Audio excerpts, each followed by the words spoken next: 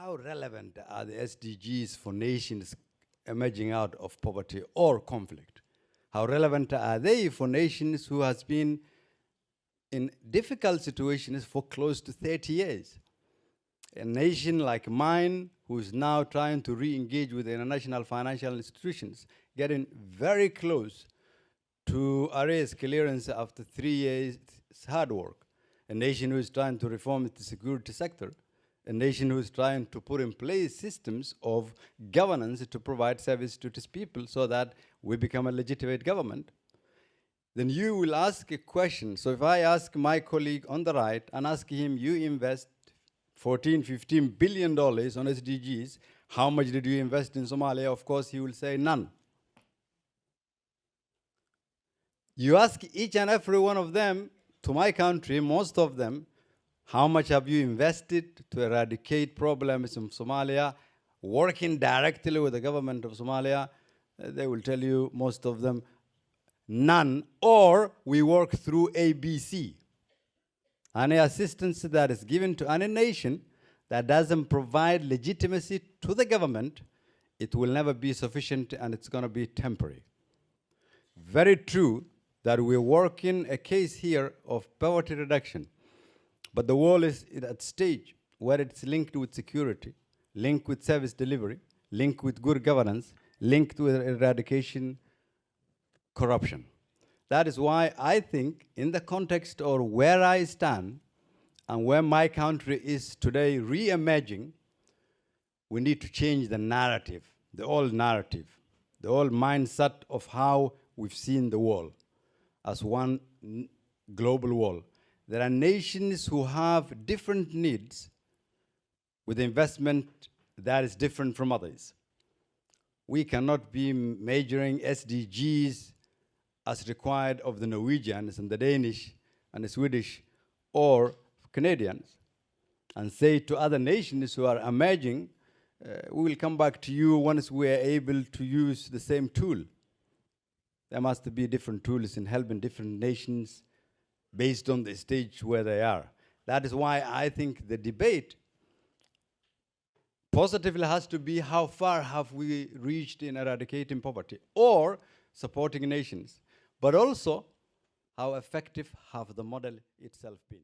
First, I'm going to say that the universal quest to attain SDGs is not a one-size-fits-all scenario. So that is, for example, a line I would leave with this audience. And the reason is that for the investment of SDGs to work, you will deal with nations who have had an absence of institutions. And in that, individuals or entities have been filling the space of institutions. And they become relevant and important, maybe for more risk of that particular nation. Now in our country, we've started rebuilding these institutions. Investing in rebuilding these institutions itself must be seen as part of attaining the SDGs. That is the magic number one. So in other words, one has to understand that in the context of my country, we came to the realization that changing the narrative of the nation itself have proven to be far more difficult than rebuilding the nation. And it's going to take time for that narrative, and as they put it perfectly, mindset to change.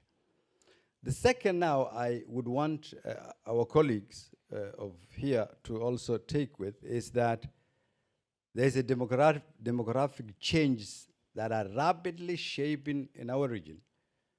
The sub-Saharan Africa, the nations of which most of the people live under $2 a day, yet there, 70% of the population are under the age of 30.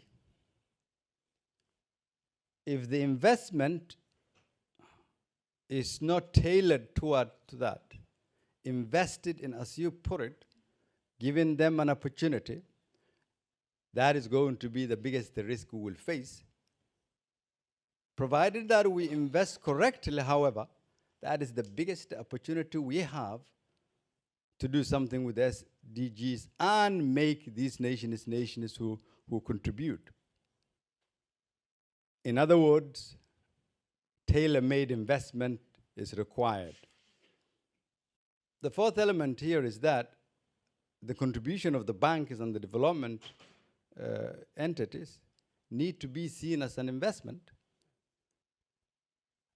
These investments must be inclusive investment that generate inclusive economic growth, but that communities feel immediately and individuals feel, while at the same time lending legitimacy to the nation's institutions. And the final point is that in every nation, with the tremendous challenges, you will find a segment of that society who has a great capability and potential, who've survived all the challenges despite all odds. In our case, you have a thriving business community who has been built on trust, while every other institution broke down for more than 20 years. Understanding that context from the banks and development partners' views, even if it is investment and making money strategy, it is also something we can tap into. The final point I want to attempt here is that we've been working very closely with the international financial institutions to reform our economy, to re-engage with them so that we have finally access to the national development and national financial institutions. And we're set now to be reaching that target in the next few months, within the next 3-4 months. And once that has happened, I'm going to show a new picture of our country. Somalia shouldn't be seen for what it has been or what it is, but it should be seen what it can be and the untold opportunities it has. The nation that links Indian Ocean and the Red Sea together. The nation that links Africa to the Middle East. The nation who links the Horn of African countries because of our origin, and every neighbor of ours have millions of Somalis also living there. A nation with potential resources on oil and gas, natural minerals, agriculture, service economy, of it is a strategic location. And a population of which 70% of them are under the age of 30.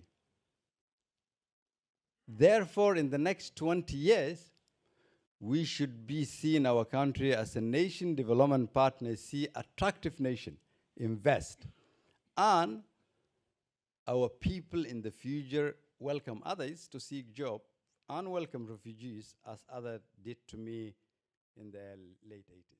That's where